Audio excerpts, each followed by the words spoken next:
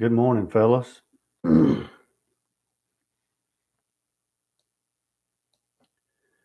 Dave C's the first one in this morning. Dave, good morning. Roger, good morning. I know it's early out there where you are, man. I appreciate you jumping in here this morning. Matt, good morning. Matt made him a big purchase yesterday. Congratulations, Matt. Yeah, Matt, the next couple of days is going to be the longest days of your life waiting on that thing to get to you.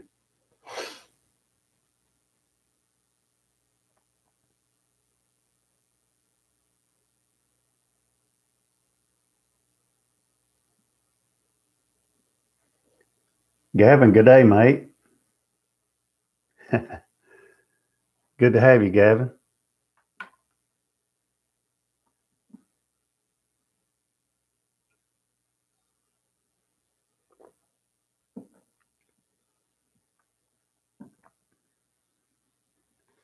Hope everybody's had a good weekend so far. We'll give it a few more minutes and then we'll get started. Let a few more folks get in here. I'm a little bit early. I always get excited though when I see folks jumping in here early, so I want to go ahead and get in here too.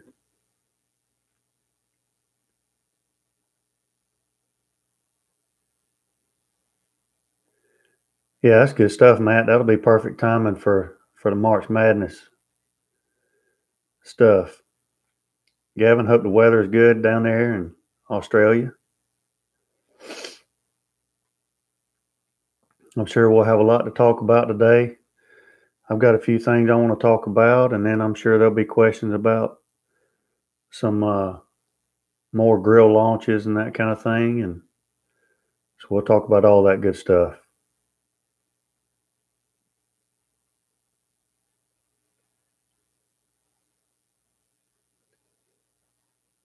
Can y'all hear me out there?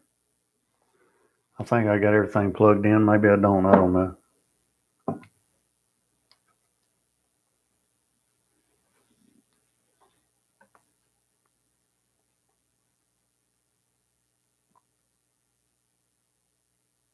Might be the best show I've ever had. If y'all couldn't hear me, that might turn out pretty good.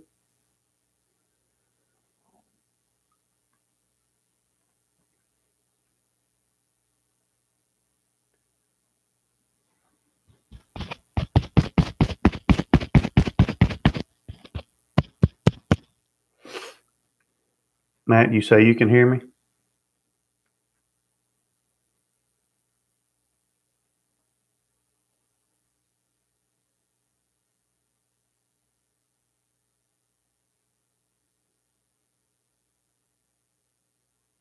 Good deal. Yeah, she wasn't kidding. I made the mistake of actually trying to wake her up. That didn't go very well. So Miss Piddlin is still getting her beauty rest this morning. 80 degrees, feels like 90. Holy cow. And raining. Feels like 90 and raining. I bet it is just super humid, muggy. Wow. Okay, good deal.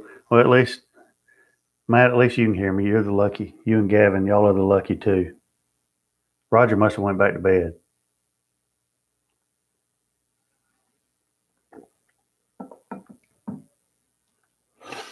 All right, well, looks like we might have a thin crew this morning, but we'll go ahead and get started. All right, Dave. Dave's with us. Well, this morning it is March 17th. 2019 is moving right on by. 49 degrees here at 7:01 a.m. High day of 64 with 8-mile-an-hour winds, and they were talking all day yesterday about us supposed to have rain today, but doesn't look like we're going to get any rain today, so that's a plus. Now I've got to figure out what I'm going to cook today. First things first, this morning, some coffee. I'm drinking Thor this morning from Iron Beam Coffee Company. I got that in this week, and it is a Arabica from Brazil. Very nice coffee. Cheers. Fred, Chanel.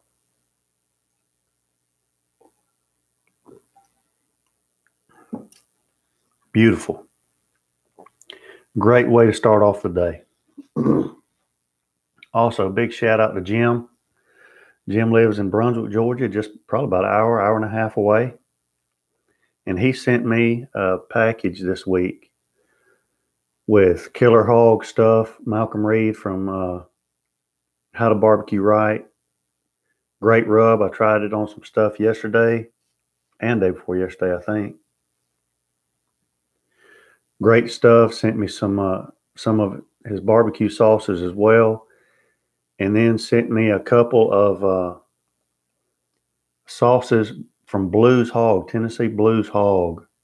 This is the original barbecue sauce. This is the only sauce that I've tried so far that he sent me. But this stuff right here would be good on a flip-flop.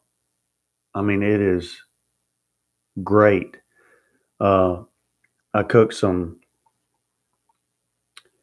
sockeye salmon last night on the Pellet Smoker, and just thought this might be good to just kind of brush over there at the last couple of minutes.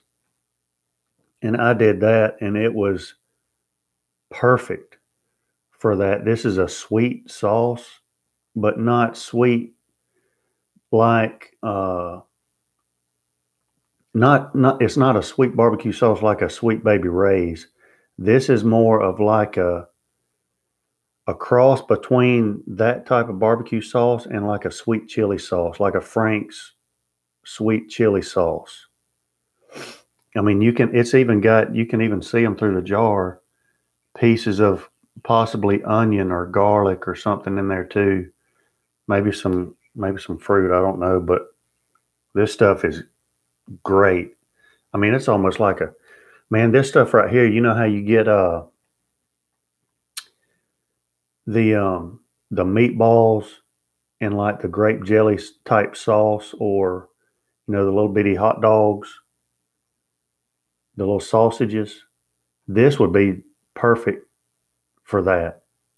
Just straight out of the jar. You don't have to add anything else. That's kind of what this stuff is like. This stuff is great. So again, thanks so much for sending this stuff. This stuff is awesome. The Killer Hog stuff so far is awesome. I've used the regular. I haven't used the hot yet. I may get into that today, but great stuff. Again, I'm as lucky as I can be to have the subscribers that I have. Great guys, all of you. So I'm very appreciative and humbled by you guys. No, Gavin, it's probably it's the consistency of a barbecue sauce. It's like a glaze, really is what it is. It's like a almost a syrup type consistency, I guess. Really good. Really good.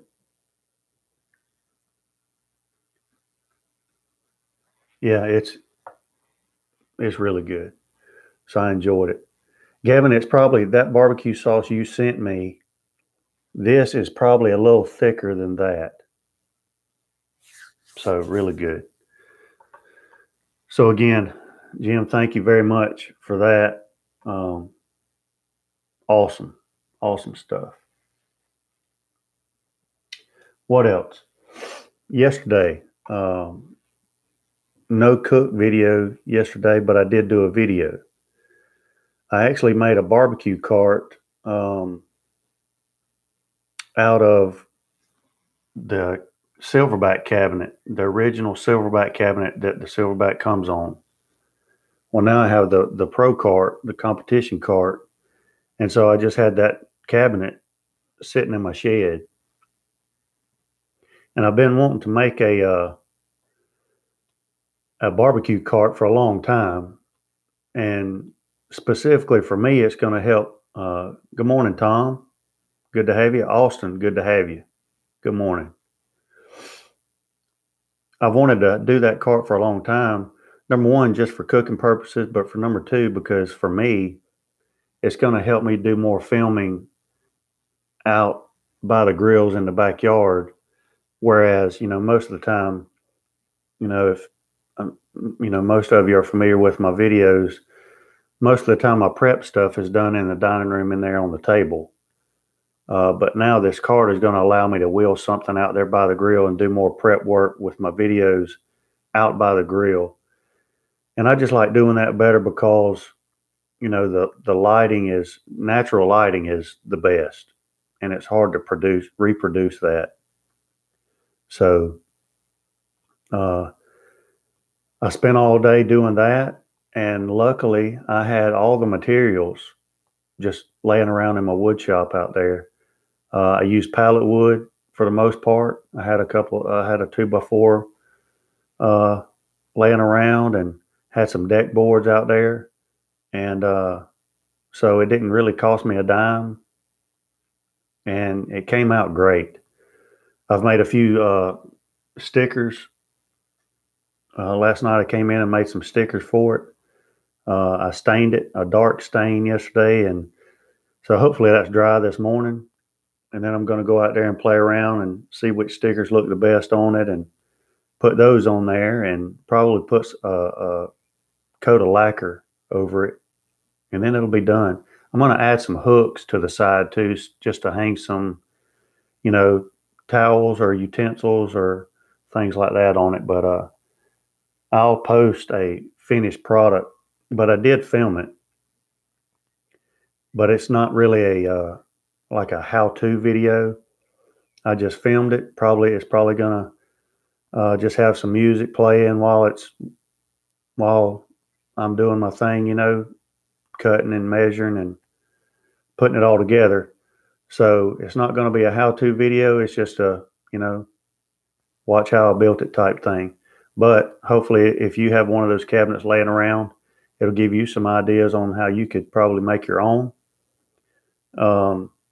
Or even if you don't have that cabinet, it wouldn't take much to just build it from scratch and just get your own casters, and you've got you a rolling barbecue island that you can take anywhere in your backyard. So if you haven't seen it, I posted some pictures on Facebook and Instagram, so check those out. And like I say, it's not the total finished product, but it's pretty close.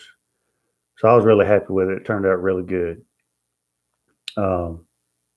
My back is feeling it this morning, but I enjoyed it. I'm glad I got it done. So maybe sometime this afternoon you can look for that video to come out on the barbecue cart. On that note, and I wasn't aware of this until I was planning on making my cart, but evidently Grilla Grill has come out with a kit for that cart to actually make the rolling island, the rolling barbecue cart that you can purchase.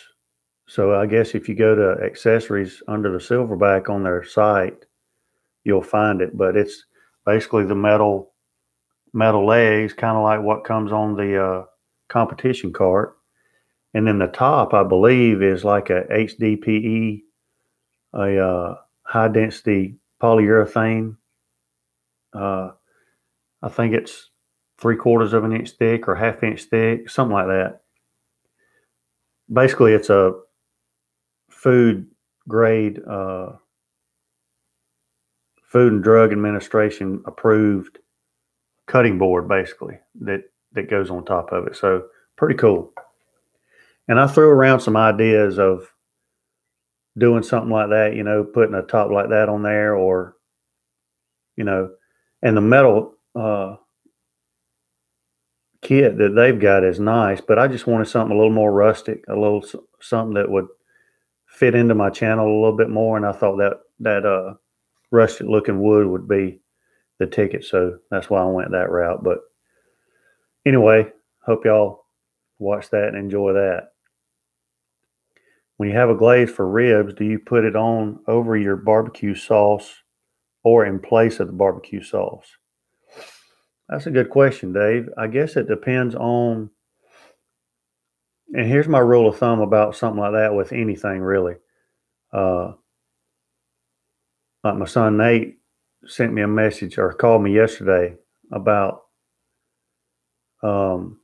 whether to use, he had like 2 rubs. He was going to do some steaks, 2 seasonings. It was more of an applewood type seasoning or another type seasoning. And that depends on what kind of wood he was using.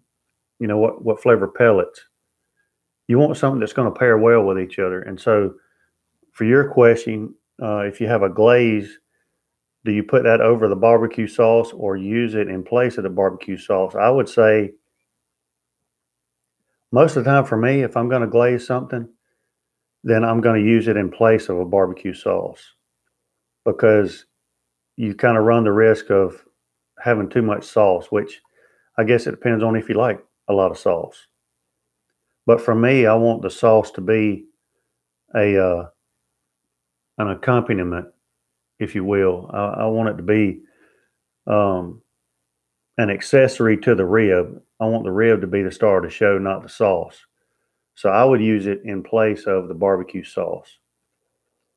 But something else to keep in mind, you know, if you have a sweet, or if you have a vinegar-based barbecue sauce you're using, but then you have a glaze kind of like this that's sweet, that may be a good combination, kind of one opposing the other, but it could also be kind of weird. So you just want to make sure if you do use them in conjunction with each other that they're going to, you know, pair well with each other. But I would use it in place of the barbecue sauce just so it's not just globbed up with sauce. So that was my deal yesterday. I did the barbecue cart. Mac, good morning. I see you're not at work this morning, Mac, or are you at work? Got my barbecue cart done yesterday. Turned out good.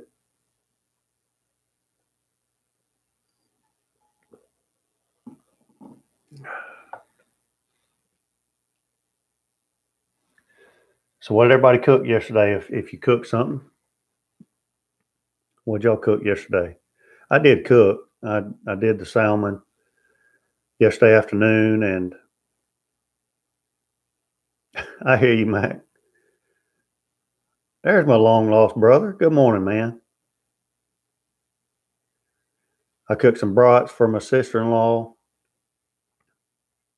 She lives next door, so luckily she's got somebody that likes to cook next door. So she just brought her brats over, and I cooked those along with the salmon and some butcher box chicken tenders. Turned out really good. But I cooked that after I got through with the barbecue cart.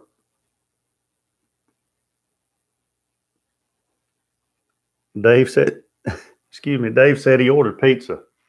Nothing wrong with that, Dave. Nothing wrong with that.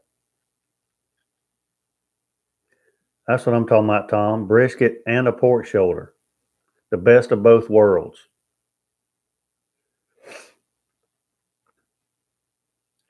Matt, corned beef and cabbage yesterday.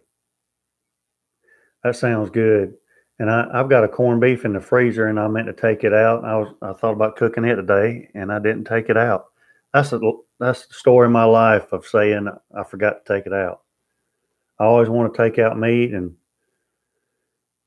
always forget. So I'm probably going to take out some steaks today and do some steaks this afternoon. Philly cheese steak, stuffed peppers today. Matt, that sounds good. I've done those before, and those are really good. Gavin, moink balls on the Traeger, spatchcock chicken on the Weber kettle, and a 3-kilogram pork roast roll on the Ziggy. Gavin, that sounds good. What is a Ziggy?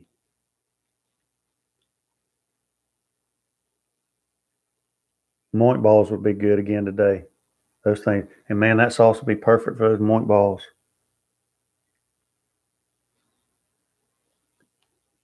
My son is 16 and I spent most of the day working on his truck. No cooking time. There's nothing worse. Those vehicles. I started my day off yesterday working on our dryer that has stopped drying.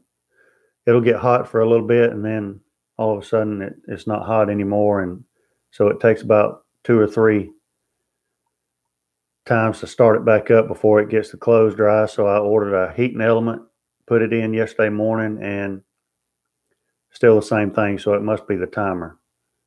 So either A, I'm going to order a new timer, or B, just say to hell with it and go buy a new washer and dryer.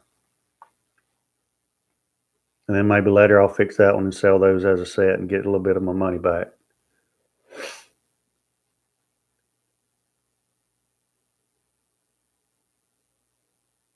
Yeah, Tom, that's not something I would look forward to either. Ziggy isn't equivalent to a gas Weber.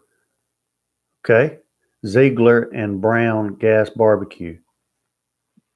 I like that. A Ziggy. So Gavin, you're covering the pellet smoker, the charcoal, and the gas. Perfect. Moink balls, spatchcock chicken, and pork. You're covering all the bases on everything. Yeah, good luck, Tom. I hope your experience turns out better than my dryer experience yesterday.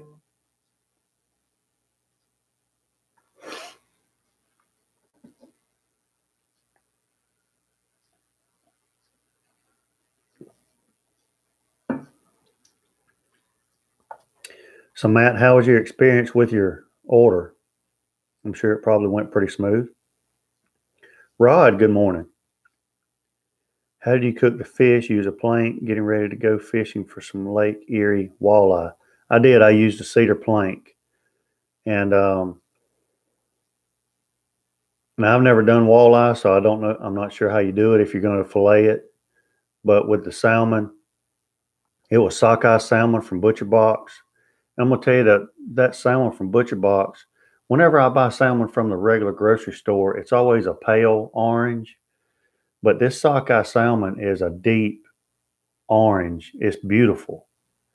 And the texture is totally different from salmon you get from the grocery store. But it had the skin on, so I just left the skin on, put it on my cedar plank, and put it on my pellet smoker and smoked it until it was about 145 degrees and took it off.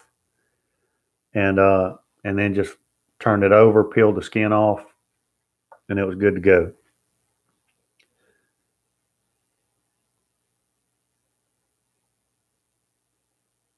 Rod, good luck on your fishing trip. That sounds like fun. Thor is good. It's that Thor is, it's kind of a how do I say it? In between Dave C. Thank you, man. Thank you. New dryer fund. My wife will appreciate that. I appreciate that. Thank you, man. Andy Evans, good morning. That Thor is like in between, say, a cast iron and like an Integrity or something like that. It's not like a chocolatey type coffee, but it's not a Yurchef type. A little bit on the bitter side coffee either. It's kind of right there in between. So it's a really nice go-to coffee. Only complaint was that they used to show you all the accessories and you would click next to the one you wanted and then add the whole thing to your cart. I got you. Andy Evans had a rack of ribs fall off the hook in the pit barrel. Wow. Was able to salvage a quarter of the rack. Should have not sauced them. So you think the sauce is what caused it to come off the rack, off the hook, Andy? I haven't had that happen yet. I've heard of it happening several times. But there is a way to double hook those. If you, which I'm sure Andy, you've probably seen it, but they'll take a hook and hook it in, say the third or fourth rib, and then take that other hook and hook it through the top of the first hook into the meat on like the second rib. So you've got hooks in both places to hold it. So that might be an option if you ended up having that problem. Obviously the ribs were tender.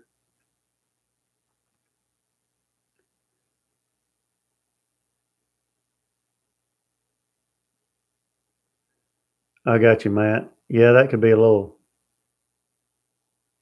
Yeah, that could be a little aggravating. John, good morning. Good to have you, man. John, you working this morning? I'll tell you what, by the way, Matt, good morning. Well, Matt's been here a while. Matt was one of the first ones in, matter of fact. My wife, guys, by the way, my wife thoroughly enjoyed chatting with you guys Wednesday night. I hear you, John. But my wife, for those of you that didn't join us for Wednesday night, my wife joined us and she said she was going to only be in here for about 20 or 30 minutes and ended up being in here for the whole hour and 45 minutes. But she had a lot of fun with that. John, you need to get Miss Kelly in here and get her to start commenting. Maybe we can get a few more female participants with Miss Piddlin in here. Brandy actually changed her Instagram name to Miss Piddlin after that. That was pretty good.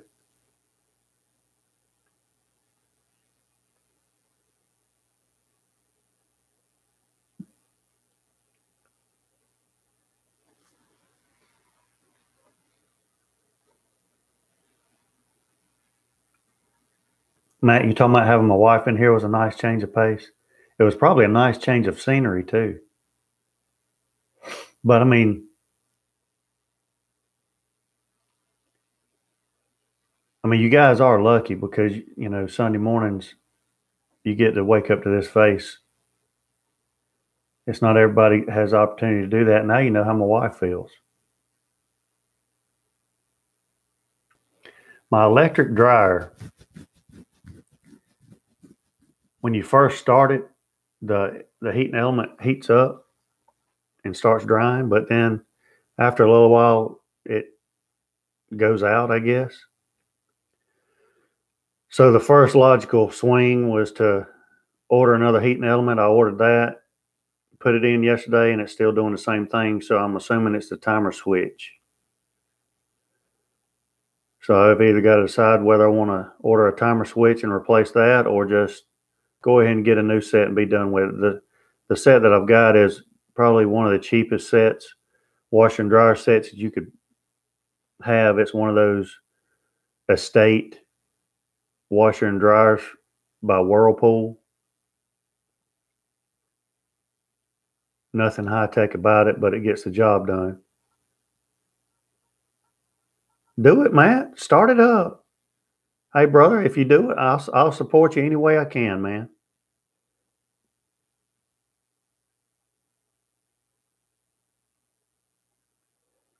John works at the railroad.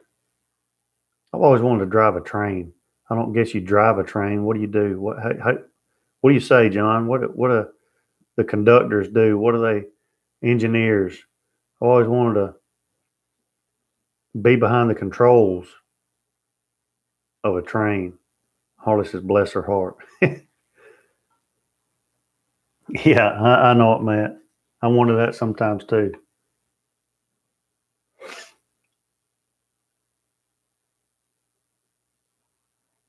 And it is. I love ribs on that pit barrel cooker.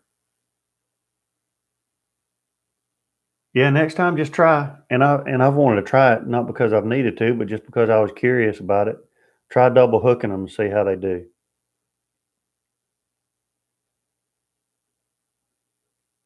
Hey, you got to start somewhere, Rod. You know, you got to start somewhere. I eliminated one possibility, so that was somewhat of a success yesterday.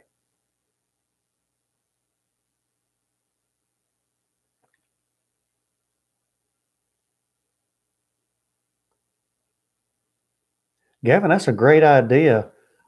Put my clothes in my pellet smokers. I mean, you wouldn't need cologne or anything. I mean, you'd have that manly smoke scent all day. That's a great idea. Repair and inspect the rail cars. So, John, who's repairing and inspecting the rail cars when you're watching Jus Piddlin BBQ, the morning show?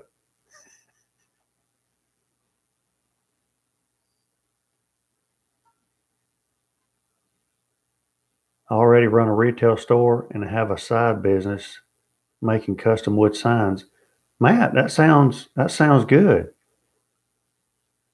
Sounds really good.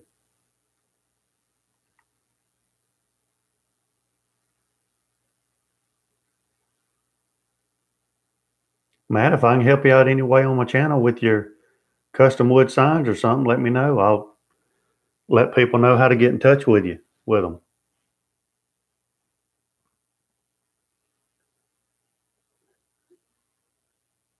They get water from sitting in that chair and making that good money. Yeah, I bet. I bet that is a lot of sitting. You know, back in the day, I guess it was probably 99, probably 99. I drove from Jacksonville, Florida, all the way out to San Diego when I got stationed out there. And me and a buddy followed each other across country, and we camped. I think it took us 3 or 4 days to get out there to San Diego, and we camped along the way and kind of did a little sightseeing and stuff. We camped in Beaumont, Texas, Junction, Texas. Junction, Texas was beautiful, beautiful place. We camped in somewhere in Arizona in a sandstorm, and then out in Carlsbad, California. But in Arizona, after the sandstorm blew through, it was a beautiful evening. The sun was setting out there in the desert in Arizona, and a train came. You could see that train. That's the longest train I've ever seen. You could see that train coming for miles and miles and miles, all just winding through the desert. I mean, there's mountains, but there's no trees. There's no nothing. But you could see it, and I thought, man, that's got to be a beautiful ride that guy's got.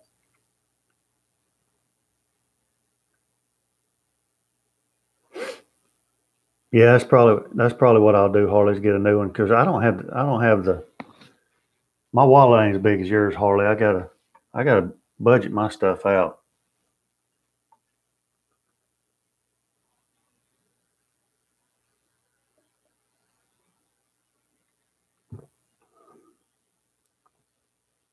We'll double hook next time. Yeah, that's a good idea too, Andy. Finish it on the grate after they start getting really tender.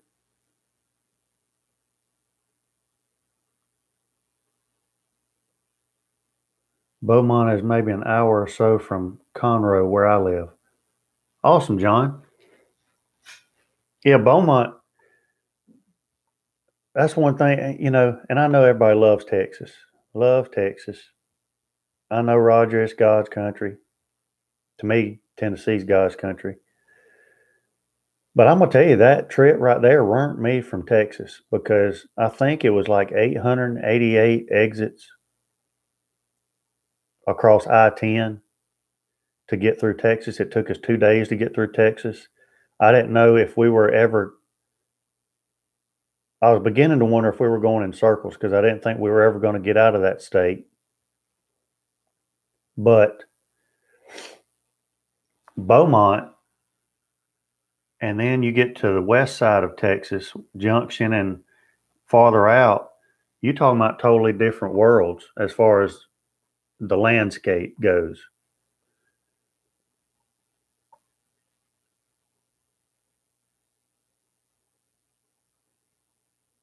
It's not too much to mention about Beaumont. 880, yeah. It was a ton, I know that. I didn't think I was ever going to get out of that state. Melvin, good morning. How's your weekend been? What have you been cooking this weekend? So, Matt, have you not had a smoker recently? So this is going to be the only smoker that you've got?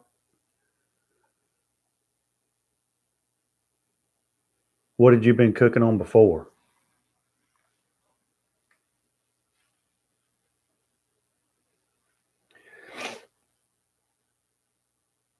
So let's talk about the big Traeger announcement came Friday. I used to have a Bradley. You just wore it out. Traeger had their announcement Friday. It was a cool announcement. I watched it. Me and Harley watched it online when they were doing it live. It was a cool announcement.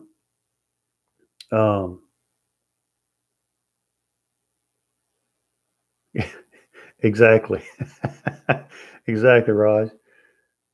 I used to have a Bradley. I'd love to have a Bradley. You wouldn't have to worry about traffic.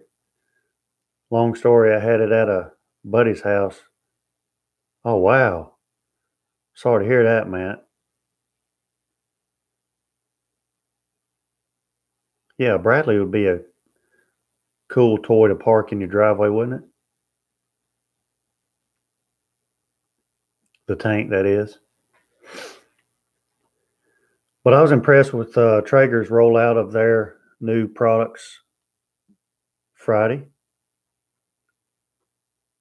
Baby back ribs today. That sounds good. It's hard to beat some good baby back ribs. What you cooking it on, and what kind of rubs and sauce you using? Peter, good morning. Glad you can make it. How's everything going? Hope everything's going well with you.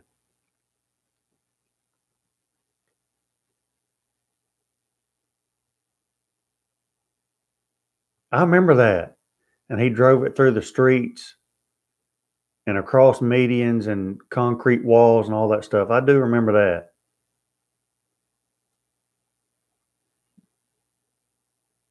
Still shaking the sleep from my eyes. Yeah. Yeah, Peter, I understand that. It takes a while for me to look this fresh in the morning. Yeah, took out an overpass.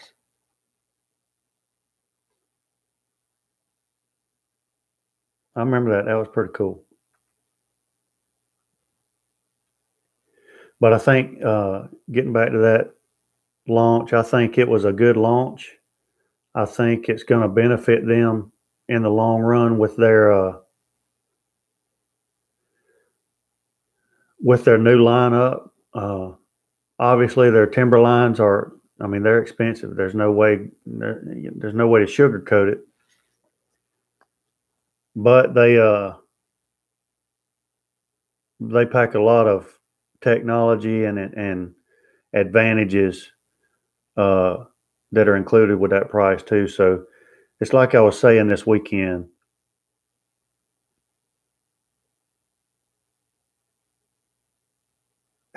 Austin, that does have a lot to do with it. The wallet does have a lot to do with it. That's for sure. Rebel Rub, bought here locally in Bolingbrook, Georgia. Where's Bolingbrook? Is that up north? Is that around Atlanta? Macon somewhere? Harley might know where that is.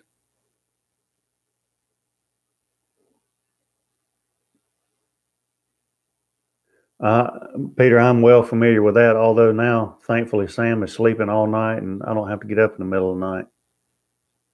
It's funny how dogs only get up in the middle of the night when like it's sub freezing temps or it's pouring down rain sideways or something like that. When it's nice weather, they don't ever get up.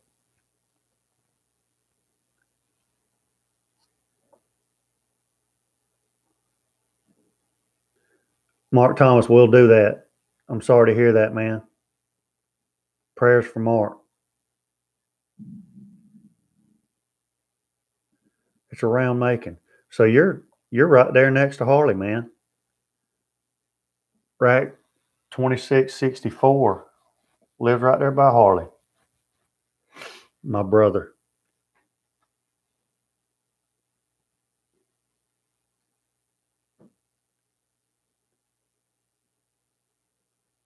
But like I was saying, in one of the awesome Facebook groups that I keep getting on, it's like, I'm a glutton for punishment getting on those things,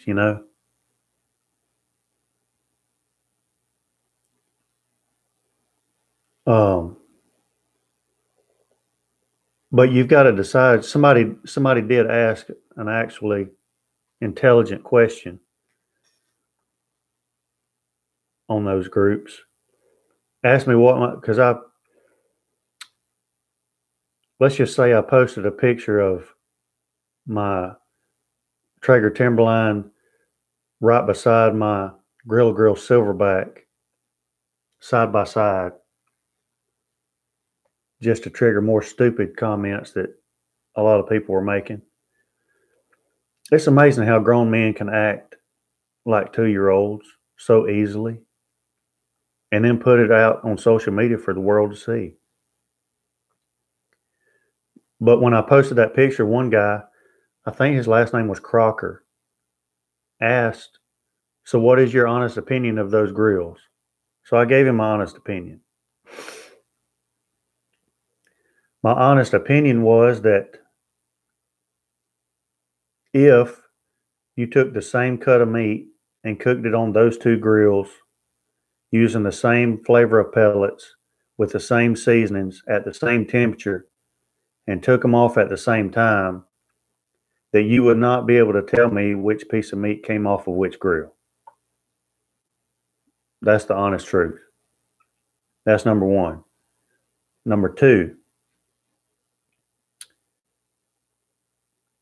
my opinion of the Grilla Grill products is that from a price standpoint and quality of build standpoint, I don't know that anybody in the industry right now can match that. When you combine those two, what I want to say, those two selling points, price and quality of build. I don't think anybody, this was on the my Grilla Grill Smoker group. I'll get to that in a minute. Raj's about to trigger me. But that was my honest opinion. And I did add that Mark Graham and his staff and the service that they provide, the quality of what they do, should be like a gold standard. I use the term gold standard for the industry, but really any industry. Just the way that they conduct their business, I think, is outstanding. So that's my opinion of the Grilla Grill products. The Timberline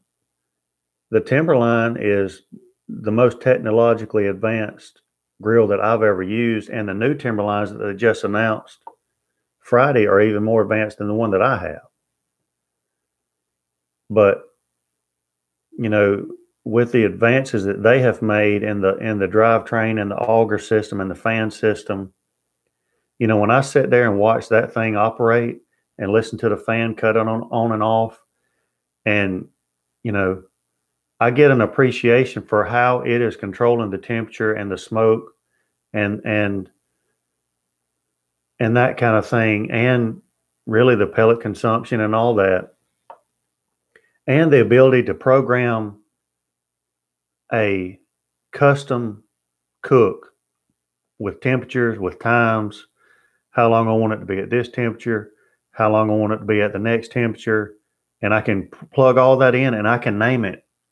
For example, on that Moink Balls cook, I saved that whole cook in that grill. So now, next time I cook Moink Balls, all I have to do is go out there and find it, hit enter on that cook, and it's going to cook it the exact same way that I cooked those moink balls last time. So I thought that's a awesome feature. And the build quality on that and the ironwood specifically, they have really done massive improvements on the build quality. So I think that's an amazing grill. And so it comes down to, just like we were talking about a while ago with Matt, you know, how much are you willing to spend? What is your budget? And then what are what kind of qualities are you looking for in your grill? What do you want it to do? Do you care about Wi-Fi? Do you not care about Wi-Fi? Do you care about all the technology, or do you want something a little more basic? And so you answer those questions, and then that's going to lead you to where you need to go. I don't think you can go wrong with either one of those. That's my honest opinion. But why guys can't, good morning, Texas. Why guys can't just admit, you know, yeah, I didn't buy that brand, but they do make pretty good grills. I don't understand why it's so hard to do that. You know, it's like watching, you know, two middle school boys fuss over which football team's the best, or what, you know, which pack of Skittles tastes better or something. I mean, it's ridiculous.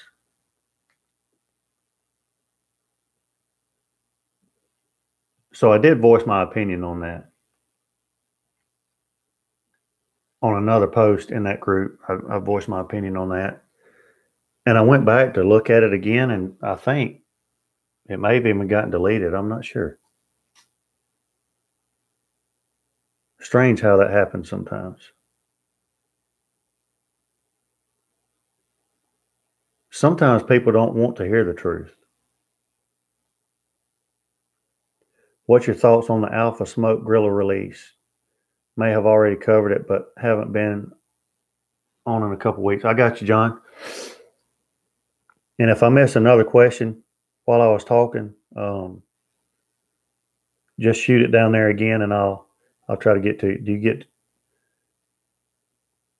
Did you get to cook your brisket? Yes, I did. I did a video on it, Mark. If you want to check it out on my channel, it turned out great. It was a fun cook. We had Mac and a couple folks over, Rhonda, and we had a couple folks over, and it turned out to be a really good cook. Chad Roberts, Smiley, he was over here too, and we had a fun time. It turned out great. Thank you for asking. So what was my impression of the Grilla, the Alpha launch and all that stuff? I thought it was dead on the money. I thought it was, as far as the controller goes, I kind of talked about it Wednesday, but my opinion on that is that, you know, and me and Mark, after the launch, we emailed back and forth a little bit. And like I told him, you know, you're never going to be able to satisfy or please everybody. It's just not going to happen. But with the release of that Alpha controller, you know, the argument has always been which is better, a PID controller or a more traditional controller with a swing. And you've always had to choose one or the other. And so they've always had the traditional style controller with a swing in it. But if they had changed that out to just strictly a PID controller, all the people that liked the swing would have been unhappy. But if they had not addressed the PID part, then all the people that like the PID controllers would not have been happy. And really, they would have been cutting out half of possible buyers. So with that controller, what they have done is kind of tried to satisfy everybody by giving them a choice. I thought it was a very smart move on their part, to be honest with you. And it'll be interesting to see. I think what that controller is going to do is some of the PID fans are going to end up realizing that maybe PID is not the GOAT of all controllers. And I think there's probably going to be some people that have always been the people that like to swing may like more consistent temps better. So I think it was a very smart move on their part.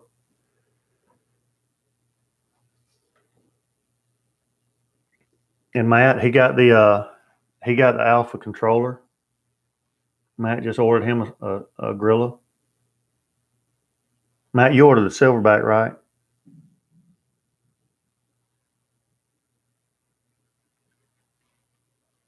Technology went into my decision also. I want to get used to using a pellet grill before I start worrying about all the extra bells and whistles. And Peter, that's a smart move on your part. You know, sometimes keeping it simpler is better.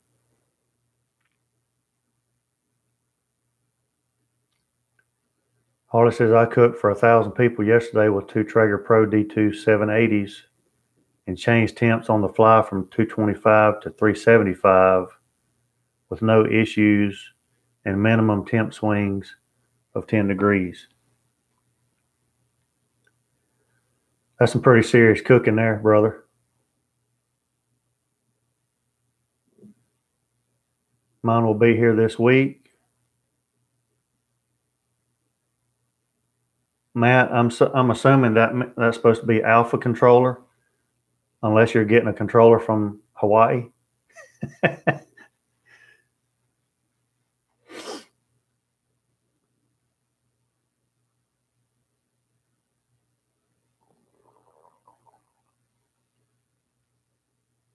Yeah, John, me and Harley were talking about that. You know, like some of the Grilla folks are mad at Grilla because they just bought their grill and now they're going to have to go out and buy an Alpha controller because they didn't know it was coming out. And some of the Traeger folks are mad because they just bought a grill and they didn't know that these new grills were coming out. And, you know,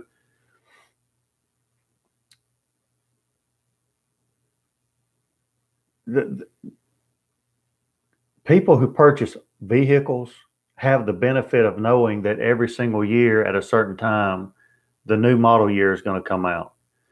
But other than vehicles, there's not too many products out there that are going to give you a heads up months and months in advance that a new product is coming out. That's just the nature of the beast. That's just the way it rolls. I've got 6 or 7 grills out there on my back porch, and not once have I ever been mad at somebody for. I know that Ben and Josh won't mind me using them because they know I don't mean anything by it. Ben with Watchman Stove, they have redesigned the griddle on that grill. They have redesigned several different things on that grill since I got mine. And it's not like I sent them an email cussing them out because they come out with something new and didn't tell me first, you know. That's just part of it. I want one of those Aloha controllers too. And I want to go actually to Hawaii and pick it up in person. And it needs to come with one of those little umbrella drinks. Yeah, I agree. My Pit Boss vertical smoker has been great. Had one minor issue and they sent me new parts, no questions asked. A 5-year warranty is hard to pass up. And also, that's what you want in any kind of company, whether it's grills or anything else. You just want them to back up their product.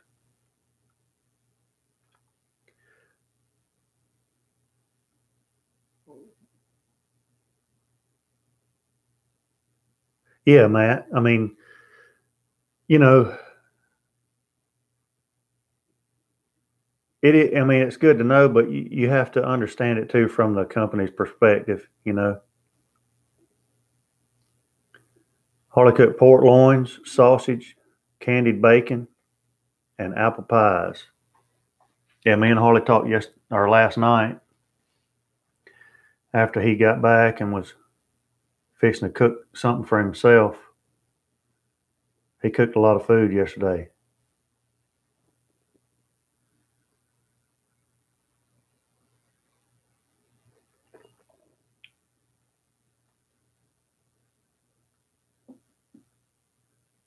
Every control should come with a drink. Man, I'd love to go. I have looked, Matt, as a matter of fact, last year when we went to Mexico, I also kind of just did, I was just playing around looking at different places, and I looked at Hawaii. Man, Hawaii's expensive. John, you've got to repair and inspect some trains. Yeah, tell Miss Kelly to get on there. That's exactly right. John, I appreciate you stopping in, man.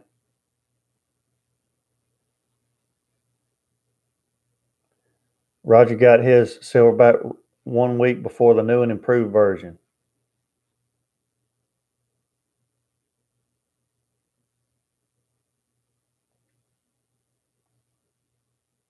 Yeah, that's right.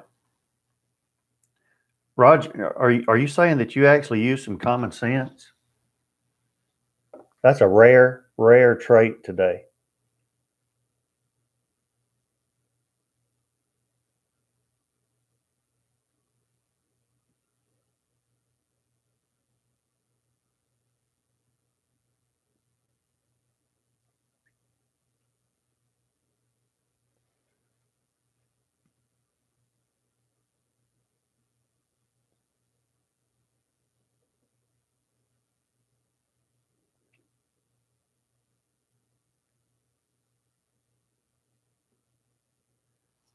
Yeah, I mean, it's expensive over there. Have a good one, John.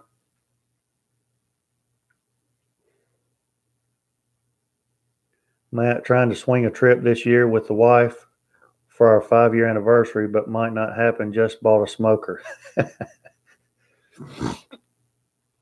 Well, Matt, I'll tell you a place that you need to look up. And again, I posted a video of our trip last year on my channel. If you go back and look, but it's an island off of Cancun called Isla Mujeres. Very reasonably priced. We're going back again in July, and for 2 people staying at a nice, it's like a 4-star hotel resort. Flights and everything is about $2,000, and that's all inclusive. So it was, and beautiful, and it's not like Cancun that's all commercialized and all that, because it's off the coast there. Beautiful place. So check out the video that I did on it and see what you think about it.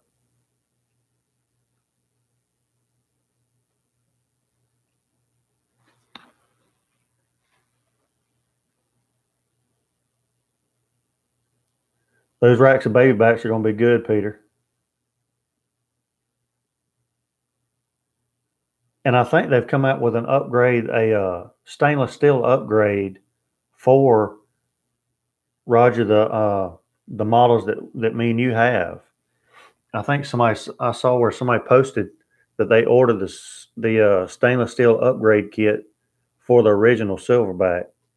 So I haven't even looked at that. I'll have to go on there and see how much that is and all that. See if it's worth checking into.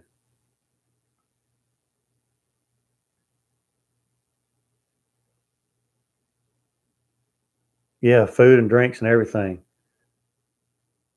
Like I say, I posted a video on it. You can kind of check it out, and it's more just photos for the most part. But I'll show you.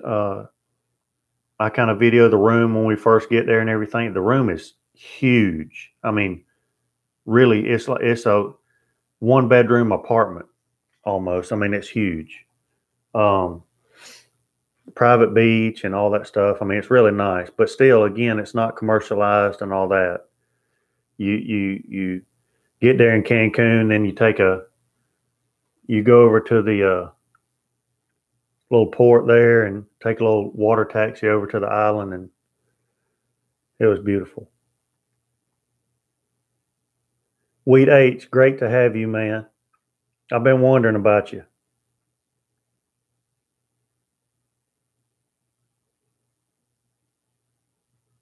Semper Fi, brother. I hope everything's going well with you. I hope you're feeling all right.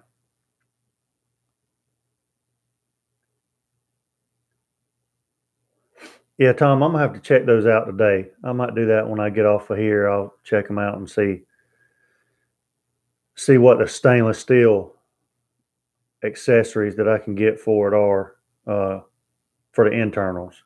I pretty much got everything for the outside stuff. By the way, there was a guy that posted a picture of his Silverbac yesterday on Facebook, I think. That thing looked like it had been dipped in a big mud bog pool of mud or something. And then the mud had been baked on. I mean, it was ungodly filthy. I don't even know how you could get it that dirty. I mean, I've had mine 2 years and it looks almost as new on the outside as it did the day I got it. And it's not like I sit out there all day, a couple hours a day, and just clean it. All I do is wipe it down. That's all. I just wipe it down. But this guy's thing, I mean, and I know some guys say, oh, that's flavor. Well, first of all, it's on the outside, so it's not flavor. But I just don't understand how you could pay that much money for anything and let it look like that.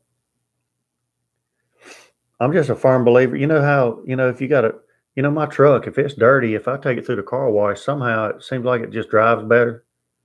I mean, I know that doesn't make sense and it really doesn't, but it feels like it does. I just think a clean grill cooks better. And I'm not, I don't clean like the smoky tint on the inside. I'm not saying that, but there's no grease in my grill. There's no, every couple short cooks, I vacuum it out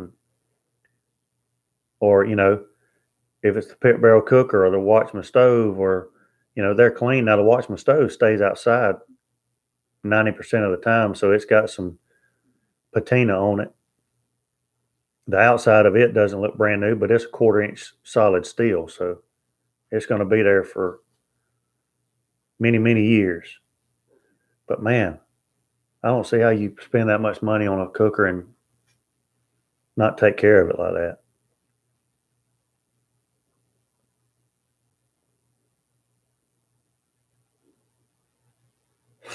It's people that say it's flavor.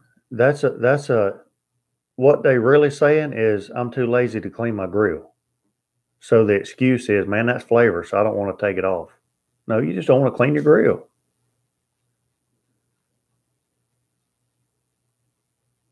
And Tom, that's the way I see it.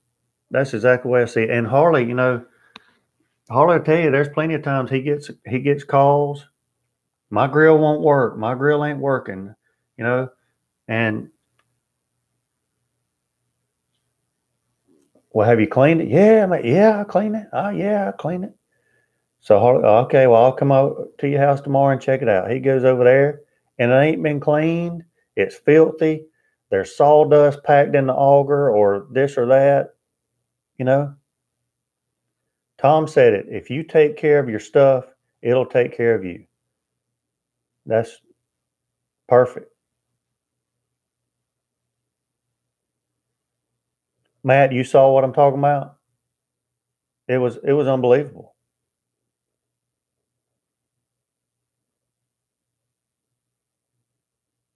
I think it was in the My Grilla Grill Smoker Facebook group. It was the outside of the grill was that color. The whole outside, the whole stainless steel lid was that color. Everything was that color. I don't know what happened.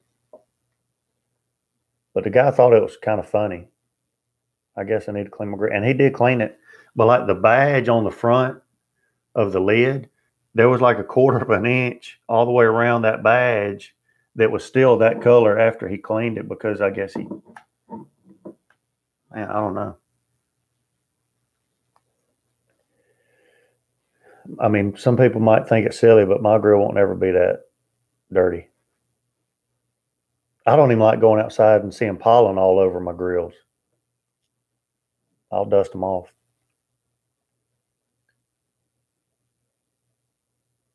Yeah, it was, I couldn't believe it.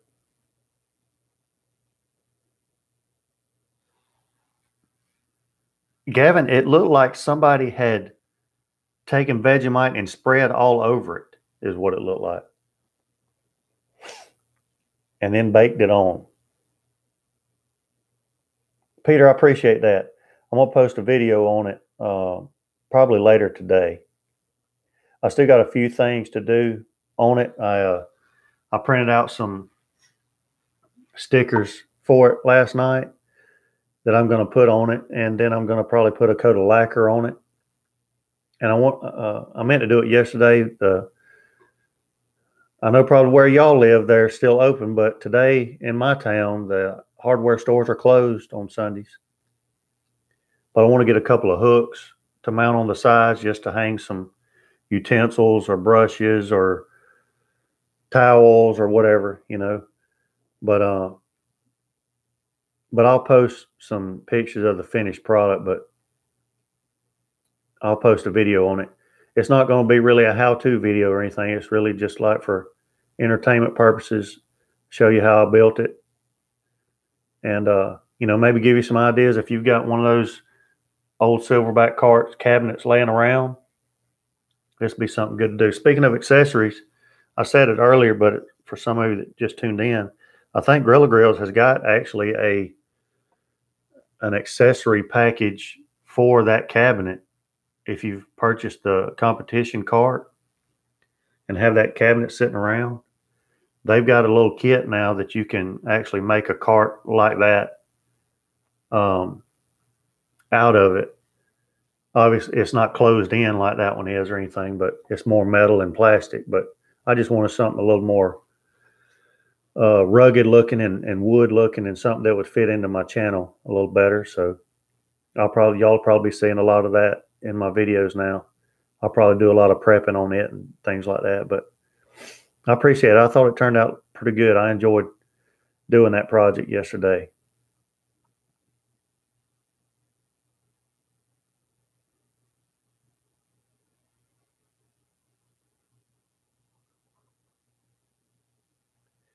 Guess I can't see the pic, or I refuse to join Facebook. Hey, now ain't nothing wrong with that, Dave.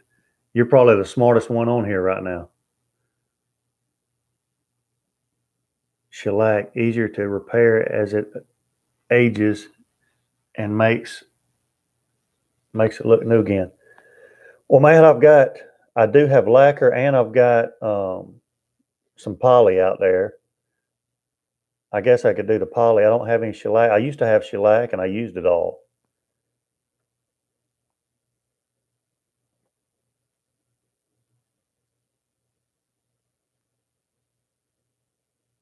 I'm planning on building a cooler cart to sit beside my new Grilla this summer.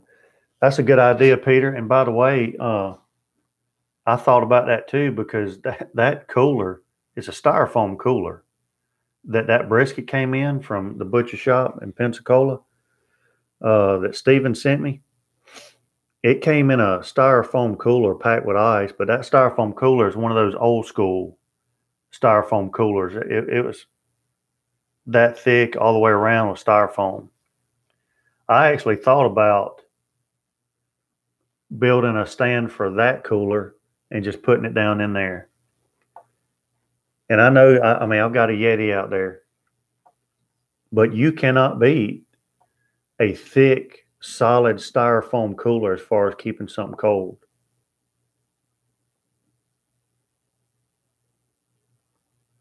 John, good morning from Surprise, Arizona. Surprise. John, I appreciate you, man. I appreciate you. Yeah, Roger used to say the same thing a month ago, and now he's here every morning. Melvin smoked a Boston butt yesterday, trimmed off the fat cap and rubbed it up good and didn't wrap it. Just kept spritzing it. That's a good idea, Melvin. Good idea. I can't believe you cut all that fat cap off. I can't believe it was worth eating. A little sarcasm there, Melvin.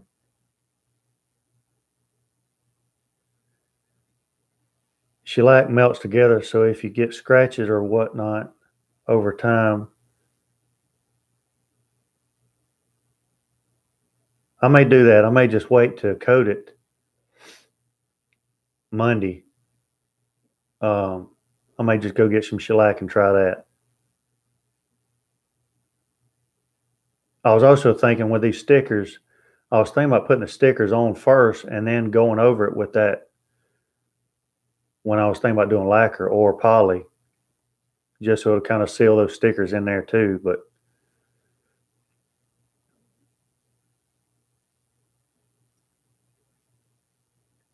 Peter, I watch DIY Pete all the time. I love that guy's stuff. And that's how I got into YouTube, by the way. I got into YouTube I was doing a lot of wood projects. I was making all kinds of stuff. And I was watching DIY videos, which is how I got to know Fetty with Redneck DIY. If y'all hadn't checked Fetty out, go check him out on YouTube, Redneck DIY. And now I think he's changed it to Got It Made, but it's still the same. If you search Redneck DIY, you'll find him. Great guy. If you watch me, which is amazing that you watch me, you'll love Fetty because we're about the same.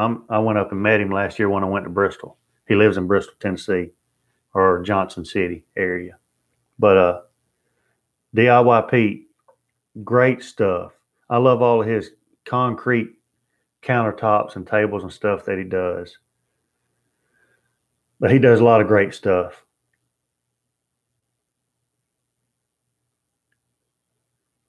Chicken on my pit barrel cooker today and hamburgers on the kettle. Sounds like a perfect match, Melvin.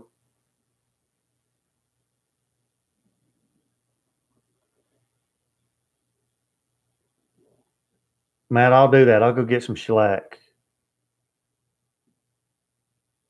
and coat that. It is the goat. Well, then I got to do it.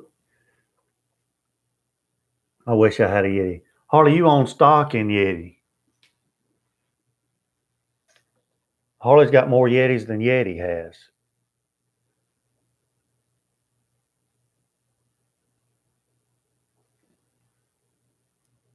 Yeah, it's going to be out in the sun a lot this summer too. Raj, I'm smoking some ribs today. Going to use the Spritz recipe on Grilla Grills site, but I'm going to use Jack instead of amaretto. Yeah, it'll work. That'll be perfect. Have you already got your Jack, Roger? Lifetime cooler from Walmart. Same. Roger's one of those that he goes into the convenience store and gets one of them little styrofoam coolers that's about a 1/4 inch thick. That when you pick it up, the lid busts as soon as you pick it up.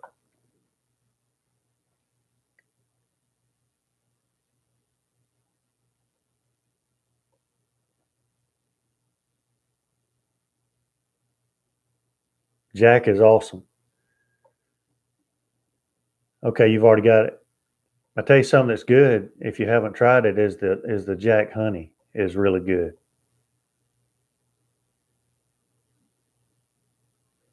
I mean, you can't really beat the Black Label original, but Jack Honey is a good alternative.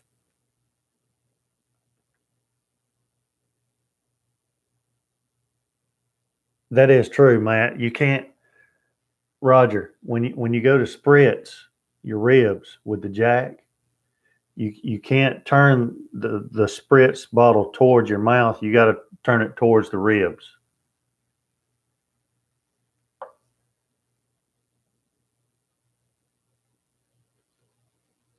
Yeah, DIY Pete is good. He does a lot of good stuff. I've kind of gotten away from the woodworking stuff since I started doing this. But yeah, I was watching the DIY guys, And then I was going to cook something and looked a couple things up, and you know, saw Russ over at Smoky Ribs and T. Roy Cooks and guys like Malcolm Reed and Greg out at Ballistic Barbecue. And I thought, as much as I love to cook, I could do that. So, and I'm a lot better at cooking than I am at woodworking. So that's how Jus Piddlin BBQ got started.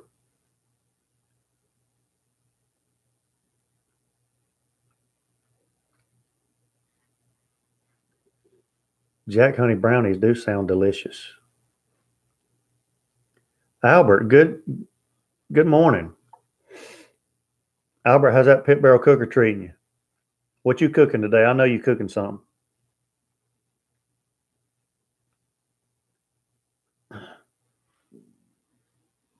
Myron Mixon, yeah. Roger, Myron Mixon is actually from the town where mine and Harley's mom and daddy lived here in Georgia, Unadilla. And Unadilla is about as big as this table right here. And the population is not much bigger than the population at this table.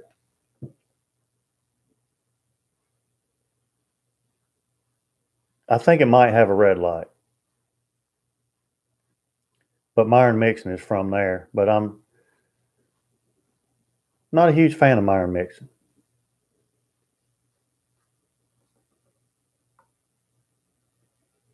Jack and me have been in a fight since 91. I can't even sniff the cap of a bottle without gagging. Yeah. Some of those experiences, Peter, just seem to linger, don't they? I've had a few run-ins with Jack. I think my run-in was maybe Lord Calvert, though. I've still got, scars. I don't know if you can't see them.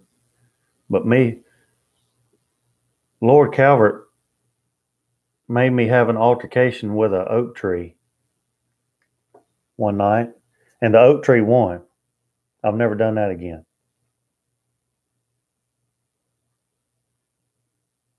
Roger, you're exactly right. You're exactly right. That's awesome, Mike. I didn't know that. I did not know that. Yeah, Fetty is a great guy. Great guy. Love that dude. It was fun going and hanging out with him last year. Now, did you see him, Mike? You said you were going somewhere last week, and that Fetty was going to be there. Did you happen to run into him? Albert, where are you at? You probably told me last week.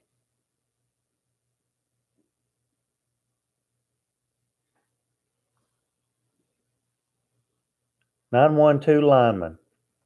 Talk about breaking down a brisket point that is tender, but it has a lot of internal fatty tissue. Should I just wrap it and keep cooking?" Breaking down a brisket point. All right. Do you have the did it start out with a whole pack of brisket?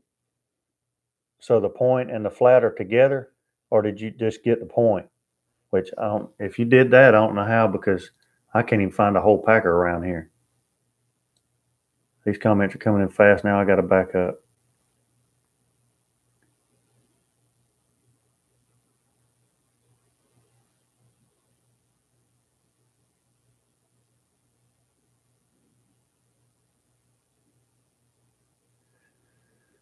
All right, on that brisket point,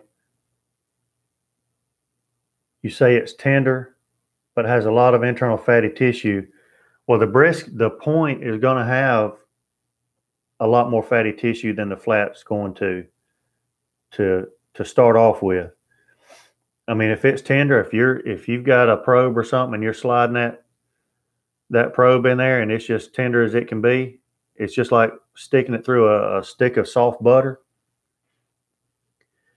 then cooking it much farther really ain't going to do a whole lot. So you can do a couple things. You can go ahead and slice it if you want to. But what I would do is just cut it into cubes, make burn ends out of it, cook it about 1 inch by 1 inch cubes, maybe a little bit bigger. And then putting it in a pan, throw you a little bit more rub on it if you want to. Sauce it up with your favorite sauce. Put it back on the smoker. Let it go for another half hour or so. Hopefully that a little bit of that fat that you're talking about will render down a little bit more. But it is going to make it a little tender, but it's going to make it a little more caramelized with that sauce on there.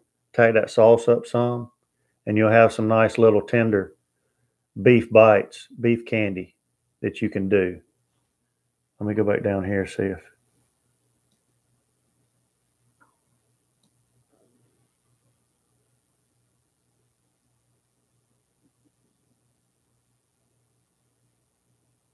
"912 Lyman is Eddie Hanks." Eddie, great to have you, man. Eddie Hanks is probably the GOAT of all ceramic pit masters.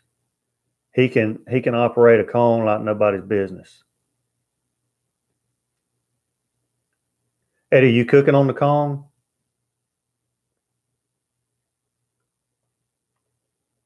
Oh, Albert.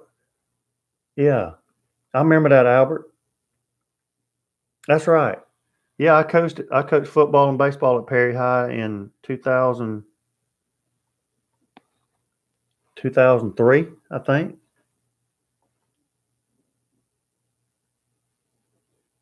I love Perry. My mama's barbecue restaurant was in Perry. It was called the Rib Cage Barbecue.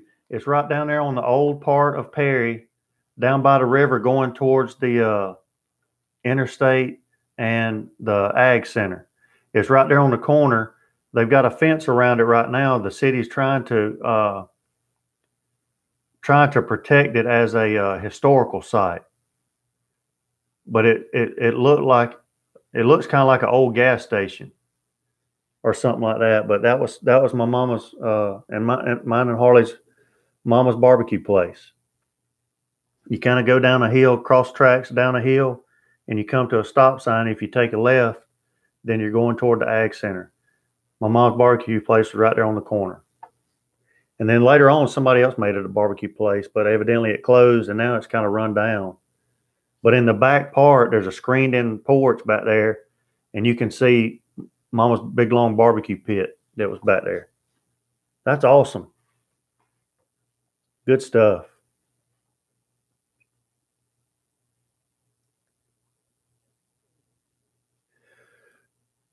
All right, Eddie, so last week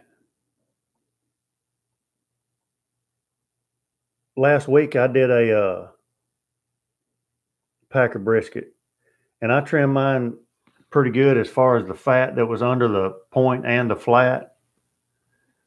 But that brisket that I got, Stephen Manis sent me, and it was a A9 grade Kobe brisket. And the marbling in the flat and in the point was beautiful. I've got pictures that I think I posted some. But there wasn't, like some briskets you see, there's a pretty decent fat cap all the way across the flat. This one didn't have that. It was more just the loose fat that you can kind of pull up with your fingers, So I trimmed all that off, and you could just really see the marbling in that flat and the point. But then underneath where the decal is, I cut all that out. And the point and the flat were almost separated, but I kept that front part connected. And I cooked them together until they were probe tender. Then I separated the two, cut them up into 1-inch cubes, put them in a pan with some sauce, and then put them back on and made burnt ends out of them, and they turned out really good. I know what you're saying, though, that point does contain a lot more fat than the flat does. And some of it even in that Kobe brisket with the point, some of that fat was not like the nice marbly buttery fat. It was more of the spongier fat that was in that point meat. And some of it, the actual meat was tender, but the fat that was connected to some of that meat was still kind of chewy. So maybe I should have left the burn ends on a little longer, maybe. But sometimes I'm not sure that there's anything you can do about it. Sometimes that fat's just going to be what it is.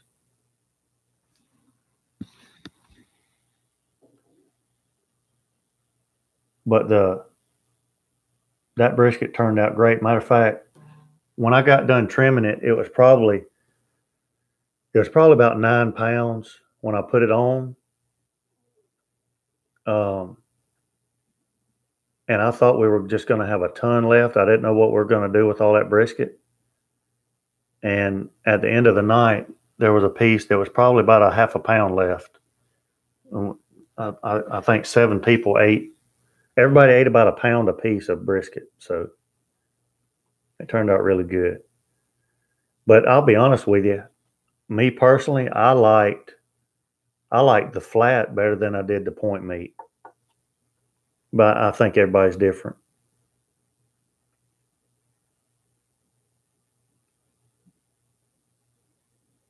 Originally from Fitzgerald. Yeah, I had some buddies that coached in Fitzgerald.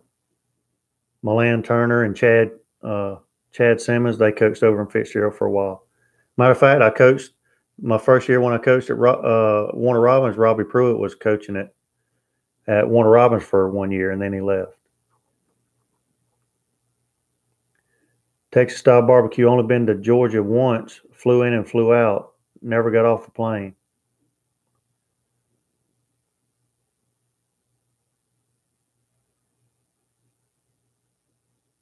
The point tasted great, just the texture of the point wasn't. Yeah, that's what I'm talking about. And that was my experience. Even though the burn ends had a great flavor and the meat was tender, some of the fat that was connected to that meat was a chewy fat.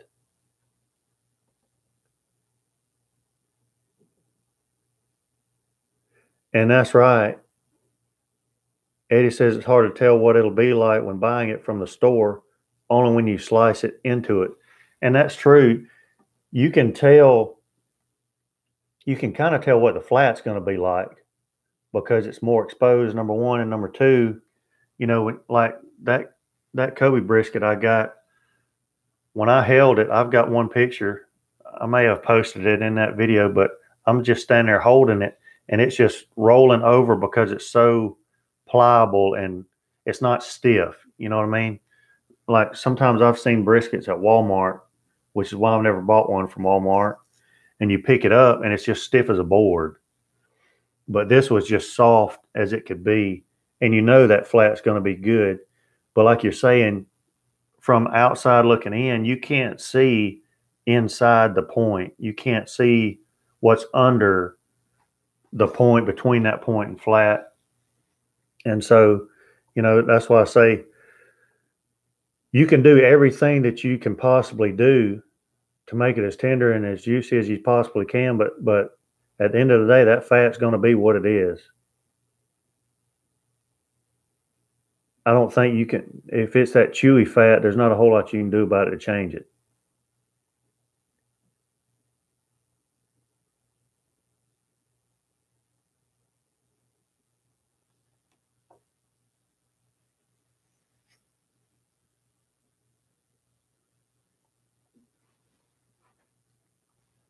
Eddie, I appreciate what you do, man. And some of the photos that you post are beautiful, unreal. They could be in a magazine. You do a great job with what you do, and I appreciate you, man. Thank you for stopping by. Come back anytime. If y'all hadn't seen some of Eddie's cooks, He does a lot of live Facebook stuff and all that. And most of the time he's cooking on the Kong, and he can operate that Kong like some folks operate their oven in their kitchen. He does a great job with that. And beautiful pictures. He does a great job with that stuff.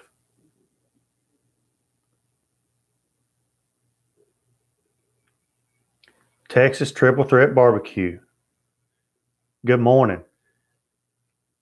I think it was you. Weren't you doing a some kind of little competition this weekend? I think I saw that on Facebook.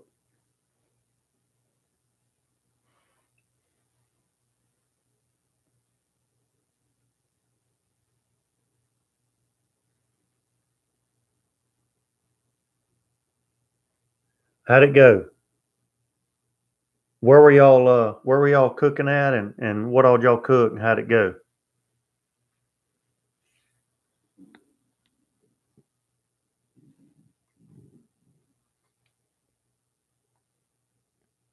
Harley, me and you still need to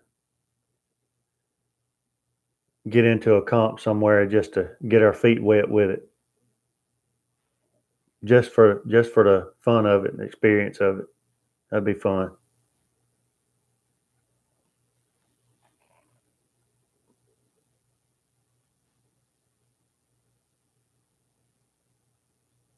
We cooked brisket, ribs, chicken, and we were disqualified in ribs for walking our plates in 1 minute late. Everything else went good. Final tables on brisket and chicken.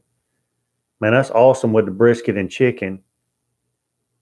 And 1 minute late on the ribs. Wow. How'd y'all's ribs turn out? You think y'all would have had a pretty good showing with your ribs?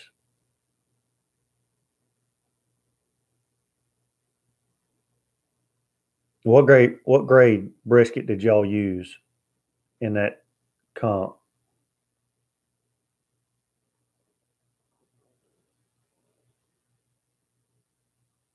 I've seen some people that do those competitions, and they actually prefer to use like a choice or no more than a prime brisket in those competitions.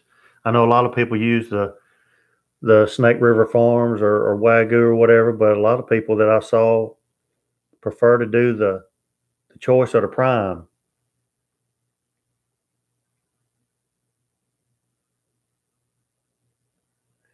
Why do briskets vary so much in quality when they all supposed to come from the same cut of beef?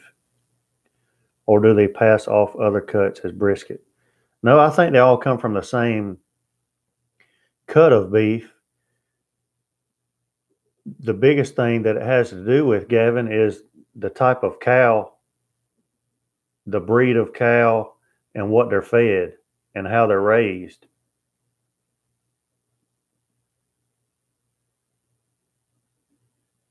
Prime Plus. Gotcha. First place ribs.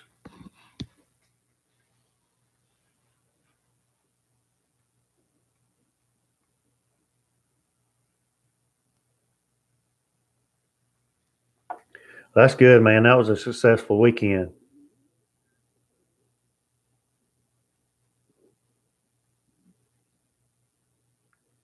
Yeah, the breed.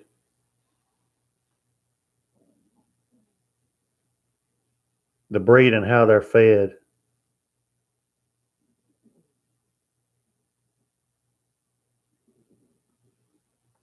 I'd love to do.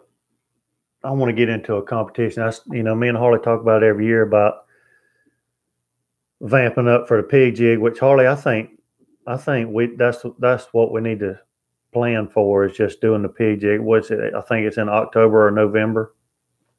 So we've got plenty of time to plan for it this year, and just go down there and you know have fun, see what we can do, but at least get our feet wet and have fun with it.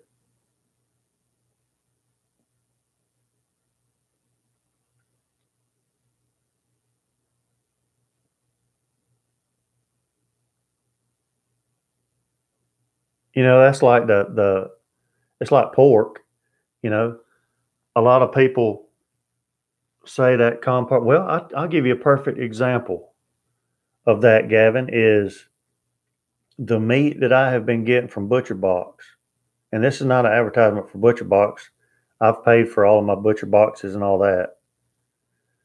But that is grass, like the beef is grass fed and grass finished. So it's just grass. Some stuff that you get at the grocery store says grass fed, but because it doesn't say grass finished, that means that that cow has been grass fed right up until it slaughters, and then they feed it a bunch of grain to swell it up.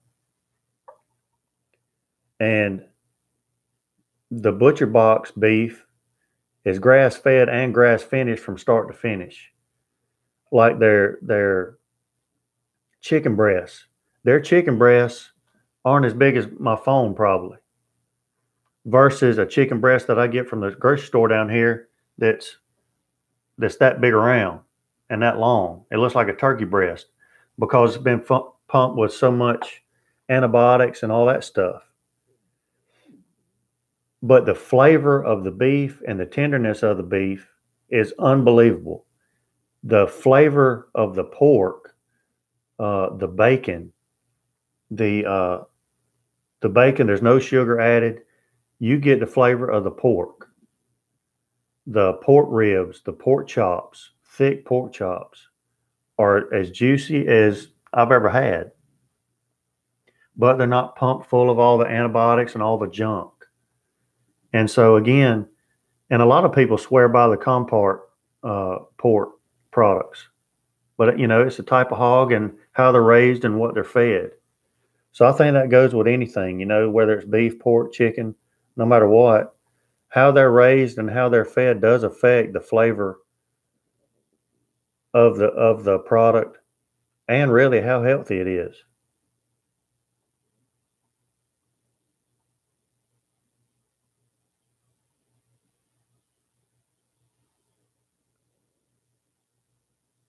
Plan on spending about $700 each comp. So y'all have 17 competitions this year? Is that what you're saying? We drive over to Shipshewana, the Amish meat place over here, and get grass-fed and grass-finished beef. That sounds awesome. Whenever me and Brandy go up and visit my uncle up in Tennessee, they don't live but probably 15 or 20 minutes from Kentucky, and there's an Amish market up there called Hay Beggars. And Hay Beggars, they make their own. They do their own. They got a deli, and they make their own meats and make their own breads and make their own cheeses and all that stuff. That stuff is awesome.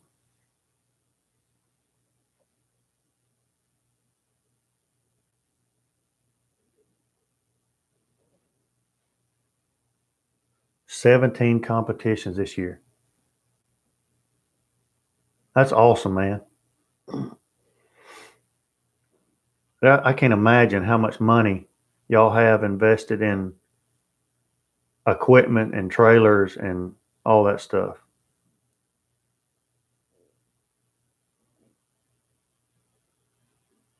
Yoders.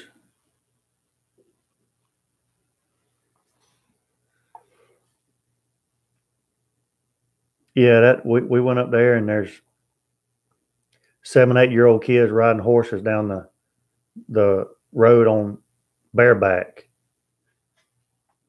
while everybody else's 7 and 8-year-olds are playing video games at home.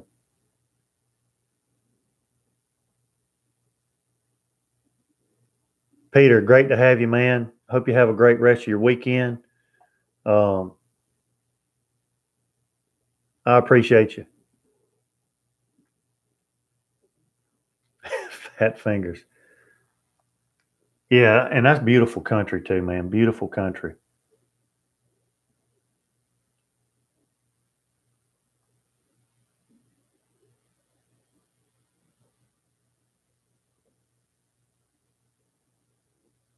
Man, that's nice. I am off tomorrow. So I'll be I might make a video tomorrow, cooking video tomorrow. That might be a good day to do a video.